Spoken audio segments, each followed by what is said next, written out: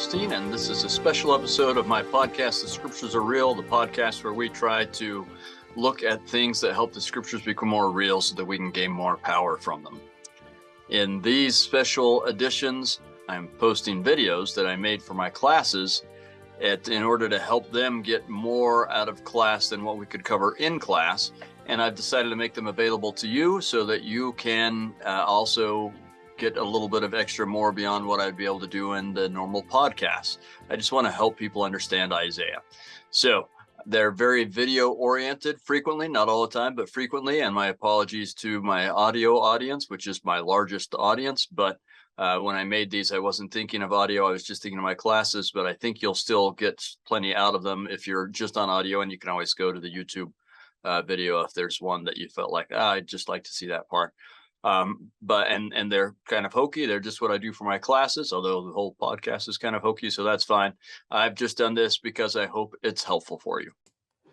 All right, we don't want this to be very long, but we want to cover the material for the first part of this lesson, and a lot of it's been covered in not a lot, but some of it's been covered in that video you already watched that introduces the first few verses of chapter 21 and this prophecy against Babylon, where I think it's also worth noting how in this prophecy we see how difficult this is for Isaiah.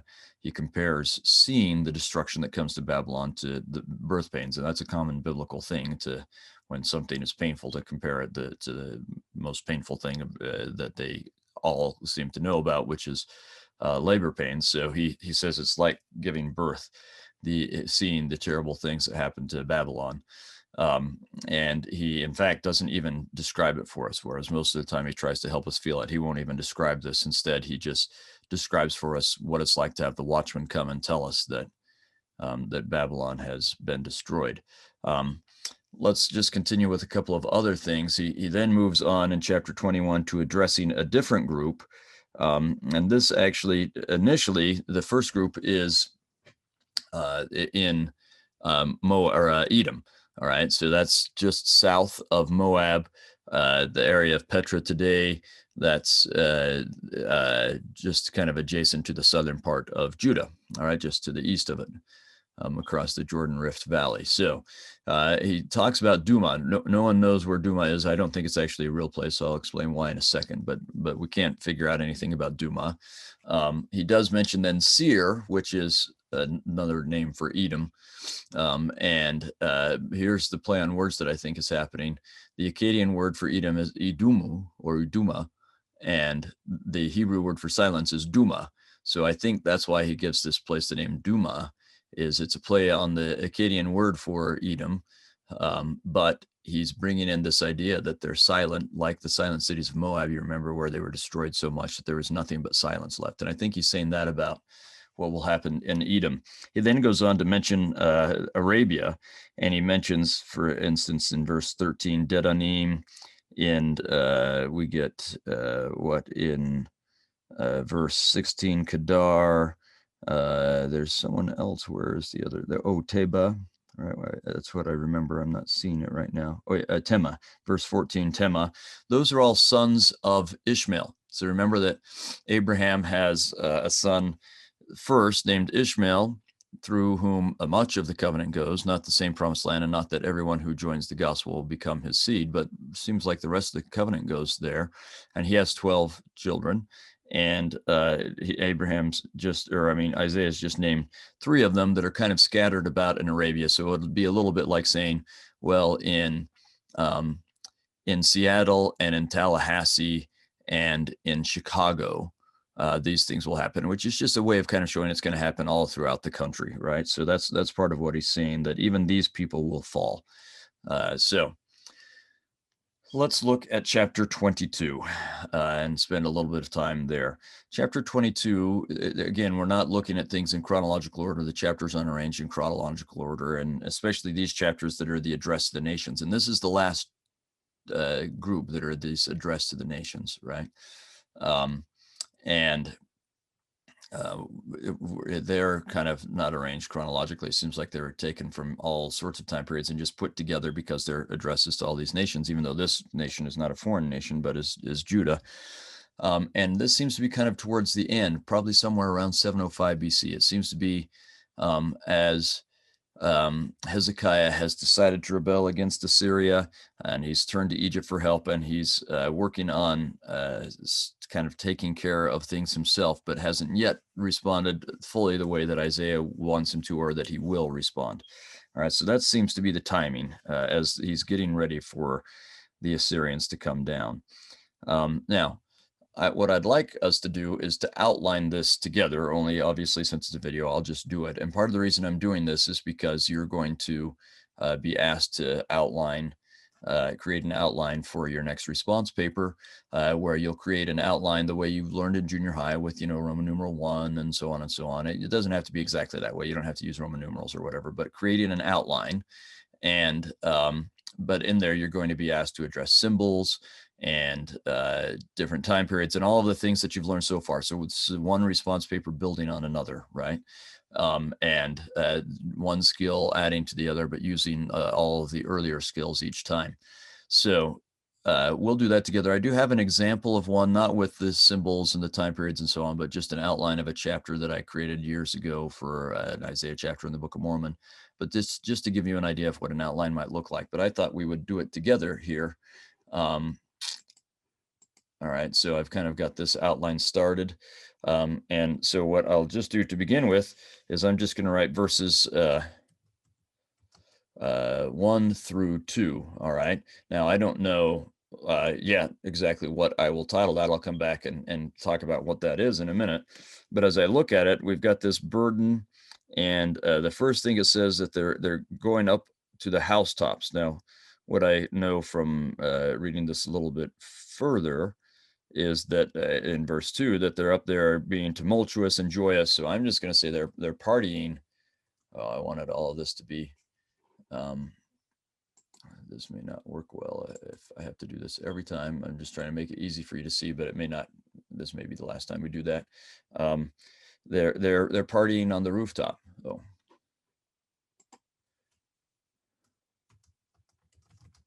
right, they're just having a good time. They are there's a lot of stir. Okay, it's stained black, so that that meaning that there's all sorts of stuff going on. Joyous and tumultuous, right? And no battle deaths kind of thing. So things are just great and easy for them, and they're not having. So in fact, that's what I'll call this. They're not having terrible difficulties, and so they're actually not paying much attention to the Lord. They're just having a great party, right? Just not doing what they should, not aware of the gravity of their situation. They're just kind of having a good time. So then we could go, say, verses 3 through 4 or 3 through 7. And you'll have to just look at it each time yourself and figure out what are the cohesive units that I want to do. So verses 3 through 7, we're going to say they're surrounded by archers, right? Now, this seems to be talking about when the Assyrians a little bit. Their siege doesn't last very long because God ends it. But the Babylonians surround Jerusalem, and they're trying to starve everyone out. And if anyone tries to escape, then they're shot by archers that are sitting there waiting to catch anyone who tries to escape, because they want everyone to be miserable, so they'll all give in. So they're surrounded by archers, and there's weeping, and what else? There's trouble and perplexity and so on, right? Trouble. All right, now we're going to go to verses. So we're going to just say here, things change, trouble comes, okay? Yeah, we should probably put a Y there. Okay, so in verses, let's say 8 through 14. In verses 8 through 14, we're going to get,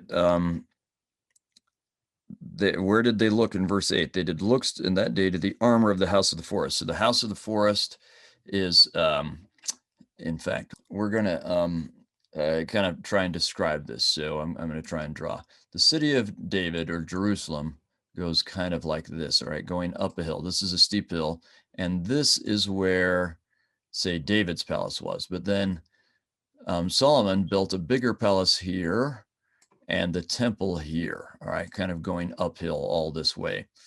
So his palace is right in here, right? And there's a big room in there where he used so much cedar that it became known as the room of the forest, or the house of the forest. And that's where the armory was. That's where he kept. So in some room right around here, he's got this armory. And that's where, when the people who are living down here, when they look up, they look and they see the palace, and that's what they're going to rely on. They're going to rely on the armory. They're going to rely on the things that Hezekiah is doing. He's building big walls. He's building, he's diverting the water so that the enemy can't have any water, but they can have plenty of water inside. By the way, I misspoke in the other video that you watched, that the wall was actually 22 feet wide, not 10 feet wide. 22 feet wide. That's a broad wall. But those are the things they're relying on, are the things that they can do for themselves. But if they had looked a little further, what they would have seen is the temple, right? And that's what they should have been relying on, was the temple, or not the temple, but what the temple represents. They should have been looking to God for deliverance rather than looking to the king and man's power for deliverance. That's the mistake that they've made, and that's the problem they're going to have. Now, eventually, we know that Isaiah will get them, and actually a guy named Eliakim will help, but will get them to turn to the Lord and look to him for help. And then they'll keep doing these other things. It's good to have the walls, and it's good to have, your armory ready and water ready and those kinds of things. But relying on those things alone won't help you. So if that's what you're looking to, you're in trouble. If you're looking to God and doing what you can, then he'll do the rest, right? And so the question is not that they were doing those things, or the problem is not that they're doing those things. It's that that's what they're relying on rather than relying on God. They'd looked higher, but not high enough. And I think that's an important concept to get down. All right. So if we are going to share our screen again and go back to, let's see here, we could say they're looking to the armory.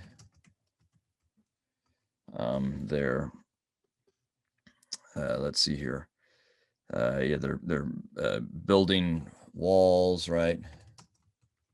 And diverting water, and so on and so on. You get the idea. So what I will title this is looking to the wrong source for help. So all this is just an example of the kind of outline that I hope you'll do. But of course, you'll also then include, armory. What's the symbolism of that? Walls. What's the symbolism of that? And, you'll have discussions in here as well as just this outline.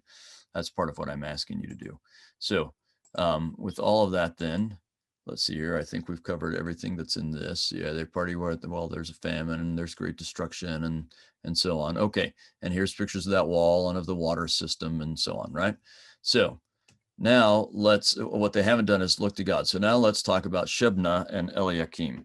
This is what we get in verse 15, where they're told to go to Shebna. And what are they upset about with Shebna? Well, the symbol they will use is that he's hewn out a huge sepulcher or tomb for himself. All right. But that seems to be just a symbol of the fact that he's relying on he wants wealth and prestige and power. And so he's doing those things that are a great show. And I think they use the tomb just because of how ridiculous that is. As symbolically, you think about it, you build a big tomb for yourself, you'll never actually enjoy being in there, because when you're in there, you're dead. Right. But what's more, they tell him, because you're relying on these wrong things, he becomes the symbol for the relying on wrong things, whereas Eliakim will become the symbol for relying on God. So Shebna, because he's relying on the wrong things, will actually be taken captive by the Assyrians, and he'll die in Assyria and won't be buried in that tomb at all. So he doesn't even get to have his dead body enjoy it. And that highlights the temporary and foolish nature of relying on the wrong kinds of things. So Shebna will be relieved from office. And instead, we're going to get in verse 20, he's going to have put in his place Eliakim. Now, the office is, he is the steward of the king's house. In other words, he is over everything that the king wants to have done. He's the king's right-hand man.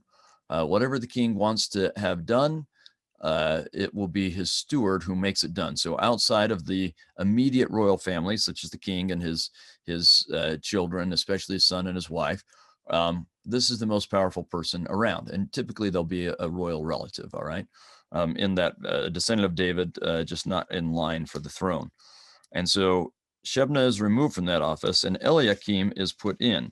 And if we look at verse 21, we start to get some interesting symbols. I will clothe him with thy robe and strengthen him with thy girdle. And I will commit, so you've got both a robe and a girdle. We'll come back to that in a minute.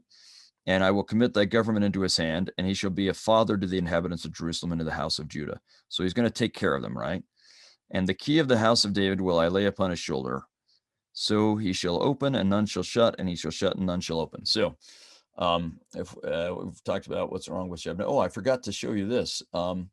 This is actually, we found the lintel of Shebna's tomb.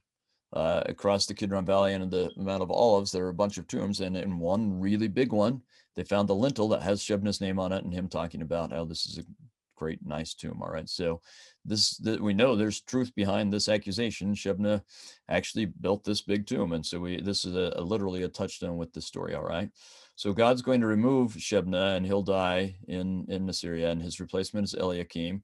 And we want to look at the signs of Eliakim's office. What we've just read is described as the robes of the office is very similar to the description of the robes for the high priest. It does seem to be intentionally modeled on the high priest. So you can see here is what the normal priest looks like, but the high priest has this special robe with a special girdle.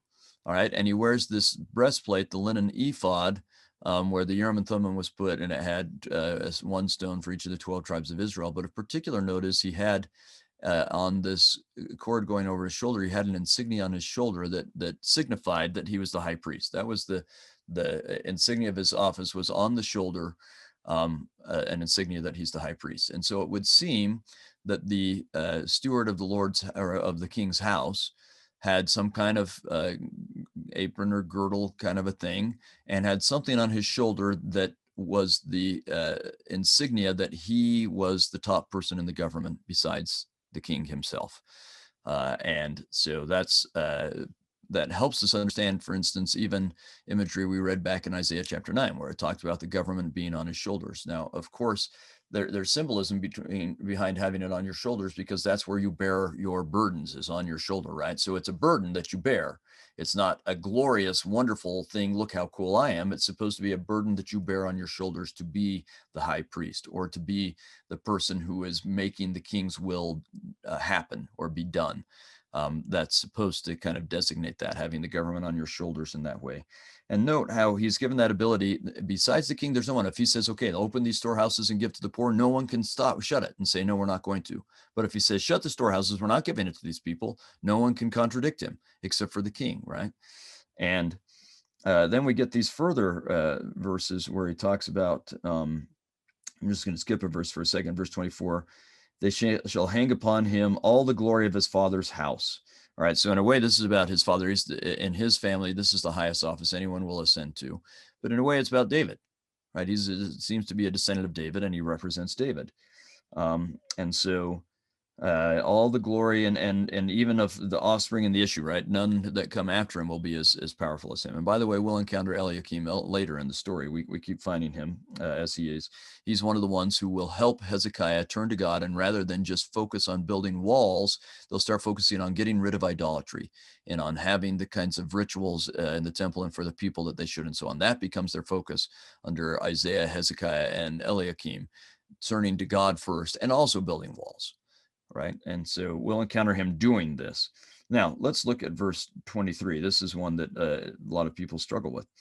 I will fasten him as, struggling knowing what it means. I will fasten him as a nail in a sure place, and he shall be a glorious throne to his father's house. So that glorious throne to his father's house we get, but the nail in a sure place, what is that about? And honestly, we don't know for sure, but there's a pretty good chance that they're drawing from symbolism that they probably do, that also was done by some of their Near Eastern neighbors. So we know about this, for example, from these Sumerian examples where you have this nail. It was a big clay nail that was symbolically driven into a building.